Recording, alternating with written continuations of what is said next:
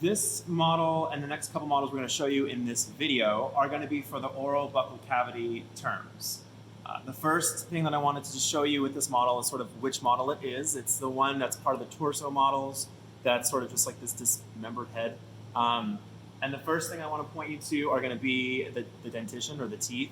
So you see all the individual teeth here. You don't need to know the specific tooth types. You just need to know where they're located, aka the mouth.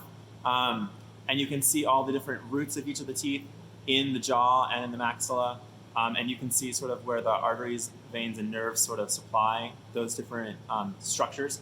And you can also see the teeth from sort of that internal view, where you can see them sort of lining the dental arcade of the mouth. And you can see them in a lateral perspective, where the roots are embedded in the mandible and in the maxilla. The next thing I wanted to show you are the salivary glands. There are three you need to know. The first one is going to be not on this model, but it will be on a different model, so we'll show you that in a second, but that's the parotid gland. It's generally located in this area, and it's basically going to provide salivary saliva to the mouth through a small little duct, the parotid duct, that's going to go right into the mouth. And then you have the sublingual gland, which is going to be the sort of granular tissue underneath the tongue, right here. And then you're going to have the submandibular gland, which is going to be the below the mandible. So it's this piece of granular tissue here. And then the last structure for the section you need to worry about is going to be the esophagus. So here we have the mouth, and towards the back of the mouth, you have what's called the oropharynx.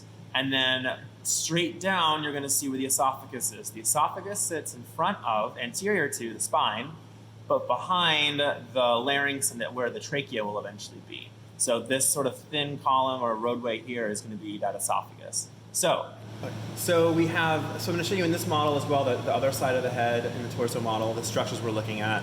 So again, from the internal, we're going to have the sublingual glands here. So there are these glands that are beneath the tongue, so sublingual. And then when you rotate out, and then you look down, it's covered in muscle, so ignore that. But when you look up, you can see the large parotid gland here. So again, granular tissue. And there's that little parotid duct that's going to drain right into the mouth. And the last thing for this model I want to show you again is going to be that esophagus right here. And then you can actually see as you go down into the thorax where that esophagus continues, right here, this beige structure, where it goes through the diaphragm and then eventually into the stomach. All right, and the last model I want to show you for the oral buccal cavity terms is the scary head model. So I want to show you where, in a better view, sort of where the teeth are located and sort of just how complex the arteries and nerves are in terms of providing what they need to the dentition at the roots. And there's no parotid gland on here, but when you look internally, you can see where the tongue is. And so if you move the tongue out of the way, you expose the sublingual glands over here. So again, glandular tissue beneath the tongue.